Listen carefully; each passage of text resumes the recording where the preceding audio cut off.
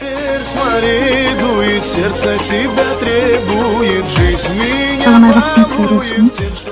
MHM elektrik yükü bəhsindən. Gəlin 14-də baxaq. Elektrik yükü müsbət Q olan nöqtə və cismin ətrafında R, 3R və 4R uzaqlıqdakı K, L və M nöqtələrinin elektrik potensialları phi K, phi L və phi M'dir. Bu şəkildə gördüyünüzdür. Phi K minus phi L 8 volt olduğuna görə phi M potensialı neçə voltdur? Yanlışdır. Buranı alırdıq. Bizə yer qalsın. Öncelikle bilirik ki elektrik yükünün potansiyeli phi bərabərdir K vurulsun Q böl R'dir. Əsas düsturumuz budur. Aparaq burada yerine qoyaq. Deməli, birbaşa yazacağım K müsbət Q. Çünki müsbət Q'dan gedir söhbət. R. Çünki K'dan məsafəsi R'dir. Minus phi L'in yerinə bu istiqamət deməli. K müsbət yine Q bölünsün 3R bərabərdir 8.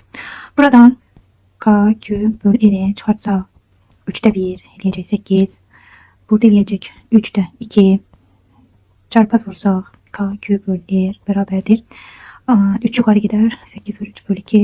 4. Bu da eləyəcək K Q böl R 12 volt potensialı malikdir. Dəyərimiz budur. Bizdən nə istəyir? Bizdən deməli M istəyir, elə deyilmi? M'e göre potensial yazmalıyım indi. M'e göre potensial yazsaq phi M bərabərdir K müsbət Q bölünsün və 4R. 4R. Buradan da bunu seçək. Çünki bizdə K Q böl R 12 volt idi.